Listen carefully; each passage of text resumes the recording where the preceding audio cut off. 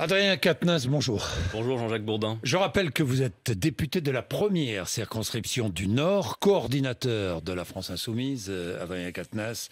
De revenir sur ce qui s'est passé dans la Manche, 27 morts noyés, une fillette, 5 femmes, une femme était enceinte, morte noyée. Comment, je ne sais pas, convaincre ou empêcher les migrants de ne pas tenter la traversée? D'abord, Jean-Jacques Bourdin, vous l'avez dit, il y a une tragédie, il y a un deuil. Il y a 27 personnes qui sont décédées, des femmes, des hommes, des enfants, en tout cas une fillette, une femme enceinte. Oui. Donc d'abord, c'est une tragédie absolue. Moi, je veux d'abord ce matin avoir une pensée pour toutes ces victimes et leurs proches. Ensuite, voir que la situation à Calais, elle est intenable depuis un certain temps déjà. Et que j'entends que l'on dise que c'est d'abord la faute des passeurs, puisqu'on sait qu'on embarque ces gens sur des bateaux de fortune qui se dégonflent en cours de route. Et la Manche, à ce train-là, va devenir un cimetière, comme la Méditerranée l'est déjà. Je rappelle que 30 000 personnes ont péri ou ont disparu en mer Méditerranée depuis le début des années 2000 en tentant cette traversée. Donc rappelez une chose, c'est qu'à Calais, ces personnes, elles veulent passer de l'autre côté, au Royaume-Uni. Et que vous le savez, nous avons les accords du Touquet, qui, en quelque sorte, font de la France le garde-frontière du Royaume-Uni. C'est un problème. Il faut, pour éviter de laisser ces femmes et ces hommes aux mains des passeurs, comme le disait hier Gérald Darmanin, pour éviter les passeurs, il faut qu'il y ait une voie de passage. Donc une voie de migration légale vers le Royaume-Uni. Voilà ce qu'il faut d'abord dire. Mais les Britanniques ne veulent pas. L'asile n'est pas accordé. Les demandes d'asile ne sont pas examinées côté français, même si nous gardons la frontière. D'ailleurs, les Britanniques ne respectent pas leurs engagements, car des engagements avaient été pris, notamment de l'accueil de 3000 personnes, et c'est à peine 10% des engagements qui ont été pris, qui ont été honorés. Alors 1500 passeurs arrêtés depuis le mois de janvier dernier. Oui, tout à fait. 1500 passeurs. Tout à fait. Ensuite, il faut dire autre chose, c'est qu'on est rappelé dans ce genre de tragédie à notre humanité la plus fondamentale, parce que avant tout, ce sont des femmes, des hommes, des enfants, je le disais, nos frères, nos sœurs, et ces mouvements de population contraints vont s'accélérer. Et moi, j'aimerais qu'on puisse, dans le débat public, réinjecter de la raison dans le débat sur l'immigration et de l'humanité. Ça n'est pas parce qu'on a quelques agités, M. Zemmour, Mme Le Pen, qui mettent le pays à cran sur ce sujet, qu'il faut s'empêcher de le traiter avec raison et humanité. Je désespère par exemple de voir dans les débats de la droite républicaine qui nous occupent beaucoup en ce moment, qu'aucun ne tient finalement ce discours de raison que tenait en son temps par exemple Jacques Chirac, c'est-à-dire d'un fossé qu'on assume entre les discours d'extrême droite et les discours de la droite républicaine, personne ne le fait. Et je déplore, la droite se perd, bien évidemment, mais ce que je déplore surtout, au-delà de la question de la droite, ce que je déplore surtout dans le débat sur la question migratoire, c'est que jamais, Jean-Jacques Bourdin, jamais la question des causes des mouvements de population est posée. Hier soir, Mme Le Pen était invitée sur cette antenne et un journaliste lui pose la question de savoir comment on fait pour empêcher ces gens d'entrer. Mais moi, je pose la question qui devrait être posée aux responsables politiques et à laquelle nous devons apporter des réponses. Comment on permet aux gens de vivre correctement chez eux? Il y a deux choses à faire. Les causes des mouvements de population, on les connaît. Personne ne peut croire que ces femmes et ces hommes à Calais, érythréens, soudanais, Irakiens, Afghans, quittent leur pays d'origine de gaieté de cœur. Ça n'est pas vrai. Il y a des causes au mouvement de population, lesquelles les guerres, les conflits internationaux, 20 ans de guerre au terrorisme avec des objectifs flous et des cartes sous la table en Afghanistan avec l'épilogue qu'on connaît. Les accords commerciaux inégaux que certains responsables politiques, toujours prompts à venir parler de l'immigration en des termes inacceptables, ont parfois signé. Et M. Bourdin, le changement climatique, dont on sait que d'ici à 2050, il va pousser 250 millions de personnes à se déplacer. Et ensuite, dernière chose, traiter les causes, c'est nécessaire, mais traiter les gens humainement, dignement, se préparer à une répartition de l'effort pour un accueil digne. Parce que ce qu'on ne dit pas non plus, c'est qu'à Calais ou à Grande-Synthe, il y a encore quelques jours, ces femmes et ces hommes sont maltraités de fait par nos institutions. On n'est pas obligé de lacérer, on n'est pas obligé, Jean-Jacques Bourdin, de lacérer des tentes, de subtiliser à des enfants leurs effets personnels, de maltraiter les gens. On peut traiter les gens humainement.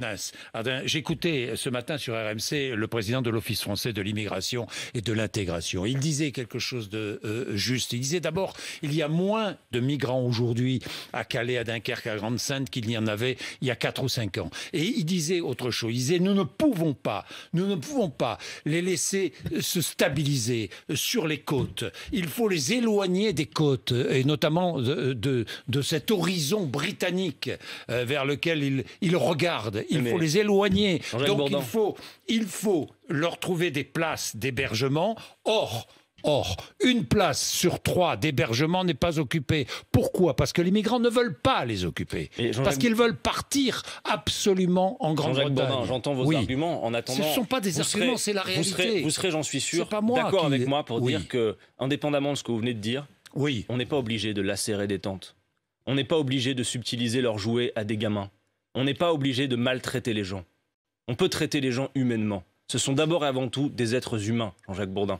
Et ensuite, en effet, ils veulent passer, vous l'avez dit, au Royaume-Uni. Pour quelle raison? Coûte que coûte. Mais et justement, et si on veut éviter des drames, de véritables tragédies humaines comme celles qu'on a connues hier, il faut une voie de migration légale vers le Royaume-Uni. Et je regrette qu'hier, les responsables politiques du gouvernement n'aient pas prononcé les mots qu'il fallait, notamment vis-à-vis des accords du Touquet. Bien évidemment, les passeurs, c'est inacceptable. Ils sont dénoncés, ces accords du Touquet, par tout le monde. Et bien maintenant, il est temps de non seulement les dénoncer, mais de les renégocier. Parce que les Britanniques ne respectent pas leurs engagements. Voilà. Et j'insiste bien sur le fait qu'il faut se préparer. Parce qu'aujourd'hui, les mouvements de population contraints, il faut rappeler que les gens ne partent pas de gaieté de cœur. Les mouvements de population contraints à l'échelle du monde aujourd'hui, c'est 70 millions de personnes. Dans quelques années, ce veut être beaucoup plus. Il faut donc créer les conditions de traiter les causes et d'organiser une coopération pour un accueil digne afin d'éviter des drames comme ceux qu'on a connus hier. Bien, parlons du Covid. La situation épidémique se dégrade. Nouvelles mesures présentées cet après-midi ou en fin de matinée par Olivier Véran. L'une des mesures qui sera annoncée, c'est l'accélération de la campagne de troisième dose pour tous. Vous y êtes favorable ? Il faut une troisième dose pour tous. Bien sûr, il va falloir se vacciner de nouveau, bien évidemment. Mais je veux dire une chose, Jean-Jacques Bourdin. Non, mais attendez. Vous dites oui, troisième dose immédiatement pour tous. Oui, je suis favorable à la vaccination, pas par la contrainte en revanche. Je ne suis pas d'accord avec le fait, par exemple, que cette troisième dose conditionne votre passe sanitaire. Nous sommes, avec Jean-Luc Mélenchon, sur la ligne qui, depuis le début, est celle de l'Organisation mondiale de la santé. C'est-à-dire convaincre plutôt que contraindre. Mais comment arriverez-vous à convaincre ceux ou celles qui ne veulent pas se faire vacciner? Mais comment faites-vous? Vous arrivez, vous, dans vos discussions avec un non-vacciné, à je le fais. À le convaincre? Vous y arrivez? Jean-Jacques Bourdin, le doute est permis. Oui. Le doute est d'autant plus permis pour ces gens. Écoutez-moi, Jean-Jacques Bourdin, le doute est d'autant plus permis, doit être respecté. On a M. Véran qui, dans l'hémicycle, nous a dit « vacciné, il n'y a plus de Covid ». Aujourd'hui, Jean-Jacques Bourdin, bien sûr, il faut le répéter, je le répète à votre antenne, le vaccin limite les risques de contamination, on le sait. Le vaccin limite les risques de formes graves, on le sait. C'est ça. Mais le vaccin... Et surtout, le vaccin limite l'engorgement des hôpitaux. On est bien d'accord. Adrien Quatennens. Parce que allez dire au personnel hospitalier que d'accord, il faut pas contraindre la vaccination. Allez lui dire, allez leur dire. Jean-Jacques Bourdin. Allez dire aux malades qui sont refusés parce qu'il y a trop de malades Covid dans les hôpitaux. J'ai des contacts dans les hôpitaux aussi et des gens qui me disent que même des personnes qui sont doublement vaccinées arrivent sous assistance respiratoire. Oui, il y en a. Mais ils sont tellement moins nombreux. Passons à autre chose si vous le voulez bien. Je vous ai dit, le vaccin permet de limiter les formes graves. Moi, je suis vacciné. Je me vaccinerai et j'appelle et je cherche à convaincre celles et ceux qui doutent de la nécessité de se vacciner. En revanche, je ne suis pas d'accord avec la contrainte. Et Jean-Jacques Bourdin, vous pourriez me dire, mais alors comment on fait les Espagnols qui ont eu un taux de vaccination des personnes les plus fragiles? Vous savez que l'épidémie reprend en Espagne aussi. Bien évidemment. Mais en attendant, regardez, au cœur de la crise sanitaire, quand il y avait le vaccin, les Espagnols ont réussi à vacciner près de 100% des personnes les plus fragiles sans passer par le pass sanitaire. Jean-Jacques Bourdin, moi, je vais vous dire une chose. Aujourd'hui, le pass sanitaire, c'est un danger. C'est un danger pourquoi ? Parce qu'au-delà de la contrainte sur nos libertés, vous savez comme moi, Jean-Jacques Bourdin, que les gens qui sont équipés de ce petit sésame, le QR code, que l'on vient tous scanner pour aller dans les lieux de vie publique... Ça vous gêne ? Mais attendez, bien évidemment que ça vous gêne. Pourquoi ? Vous, ça vous gêne pas ? Non, absolument pas. C'est-à-dire que vous considérez que c'est normal... Pourquoi est-ce que ça vous gêne ? Alors, expliquez-moi, parce que là, je comprends pas. Je vous explique. Si vous, Jean-Jacques Bourdin, vous considérez comme normal le fait que pour accéder à des lieux de la vie de tous les jours, on ait besoin de présenter des données de santé au point que ça soit pérennisé jusqu'au mois d'été... Non, mais Jean-Jacques Bourdin... On a la donnée de sa vaccination, Jean-Jacques Bourdin, de ses tests. Aujourd'hui, ce qu'il y a de sûr, c'est que vous savez que des gens qui sont équipés du pass sanitaire aussi se relâchent sur les gestes barrières. Vous avez des gens qui considèrent qu'une fois qu'on a présenté son QR code, on n'est plus en danger. Et donc, c'est un problème, parce que, si vous voulez, ça donne une fausse impression d'immunité. Donc, il faut abroger le pass sanitaire. Par ailleurs, si vous voulez quelques bons arguments contre le pass sanitaire, reprenez s'il vous plaît les discours de M. Macron lui-même ou de M. Véran avant ce fameux 12 juillet. Ils étaient opposés au pass sanitaire. Vous vous en rappelez? Ils nous ont dit, il n'y aura pas de pass sanitaire, ou alors il sera très temporaire. Aujourd'hui, c'est pérennisé avec possibilité de l'utiliser jusqu'au... Donc pas de pass sanitaire. Non, pas de pass sanitaire. Le pass sanitaire. La vaccination. Et il faut convaincre en discutant. Bien évidemment. Des bienfaits de la vaccination. Et c'est le rôle des médecins. Et aussi, Jean-Jacques Bourdin, il faut rétablir rapidement les tests gratuits. Parce que pour contraindre à la vaccination, on a rendu les tests payants pour une partie de la population. Mais c'est une formidable initiative, non? Non, pas du tout. Est-ce que ça a poussé certains à aller se faire vacciner? Mais franchement, je vous pose une autre question. Est-ce que ça nous empêche de détecter certains malades? La réponse est oui.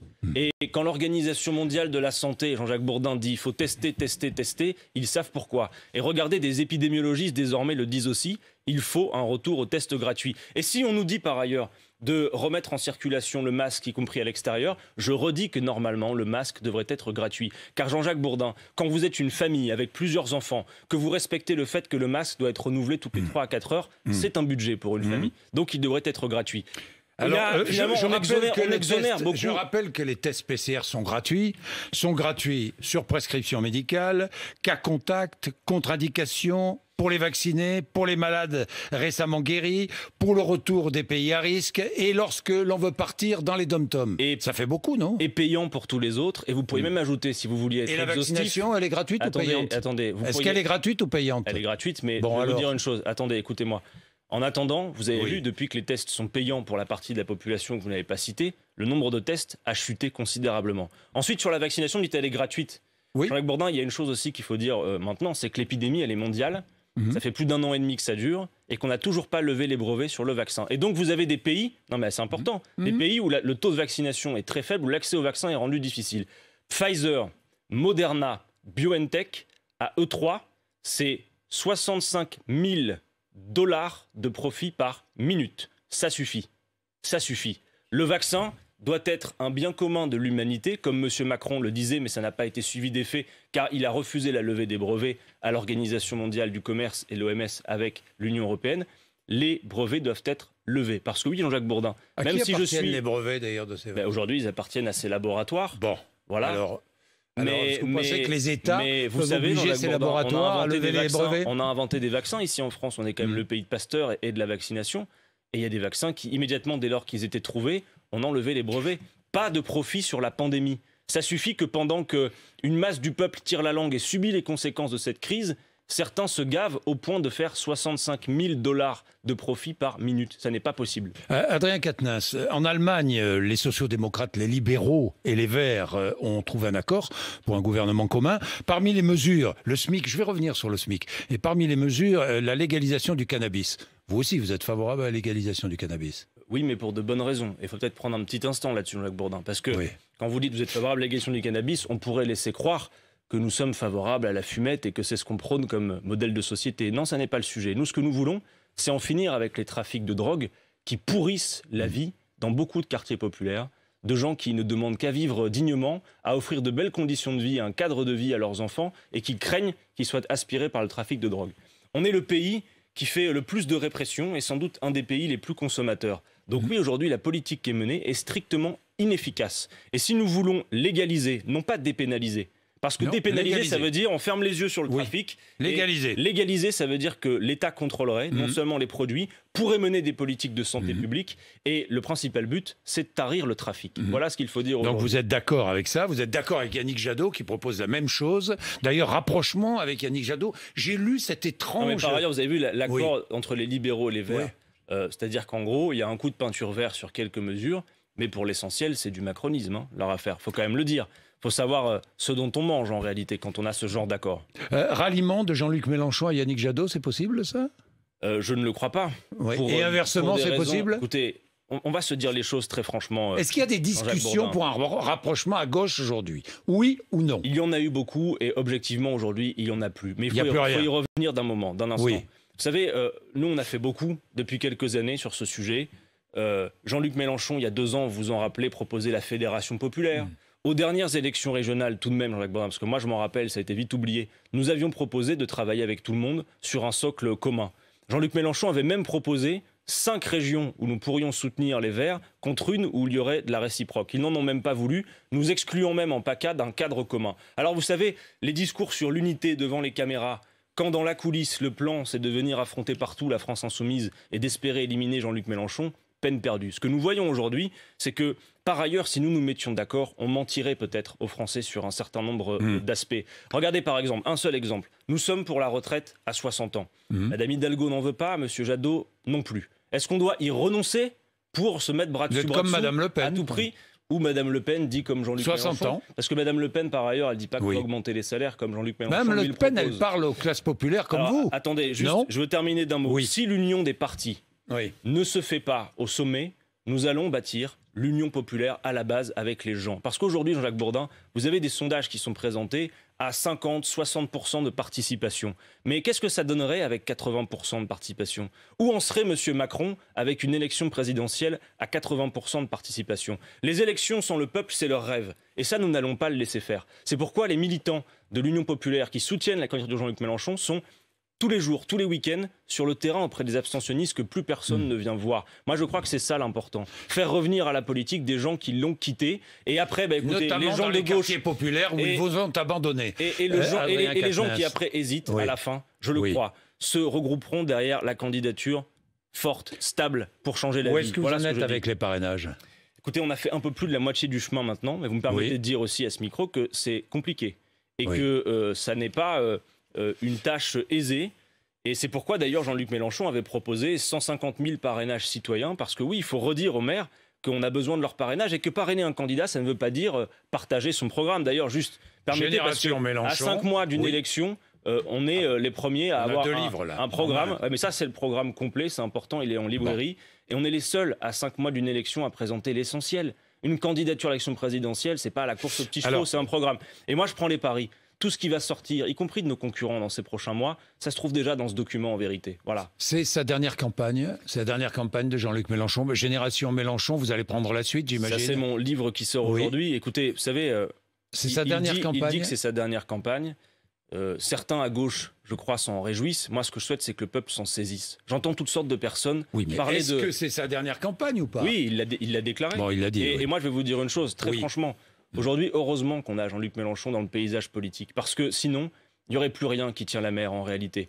Et donc, cette candidature, il faut s'en saisir. L'élection présidentielle, Jean-Jacques Bourdin, c'est dans 5 mois, d'accord? C'est demain.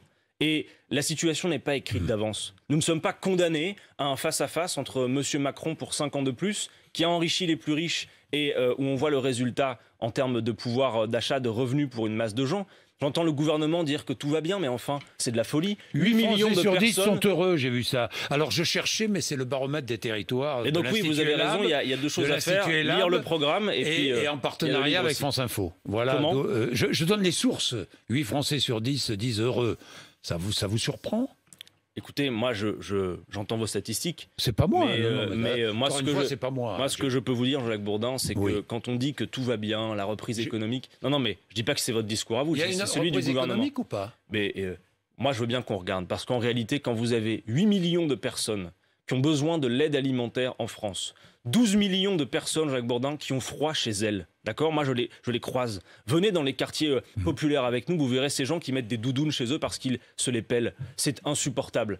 On a besoin d'éradiquer la pauvreté de la surface de ce pays. Et ce pays est extrêmement riche. Quand vous voyez que le CAC 40 s'apprête encore à verser des dividendes colossaux, juste après la crise sanitaire, qui est d'ailleurs toujours en cours, 51 milliards, et y compris la politique de M. Macron, juste quelques chiffres, mais vous avez les 10% des plus riches qui ont bénéficié à 22% des gains que M. Macron leur a permis de réaliser. Les 500 familles les plus riches de France possédaient 500 milliards quand M. Macron est arrivé au pouvoir. Elles en possèdent aujourd'hui le double et on est passé de 8 à 10 millions de pauvres. Donc si vous voulez, la France de M. Macron, c'est finalement un océan de pauvreté qui passe sous les radars avec quelques îlots de richesse toujours plus concentrés. Alors moi je dis une chose, et c'est aussi le sens du bouquin que j'ai choisi d'écrire. J'aurais pu l'écrire après la bataille et raconter nos histoires, mais je crois ce bouquin utile dans la période que nous avons à vivre, c'est-à-dire un défi considérable lancé avec à 5 mois une échéance majeure.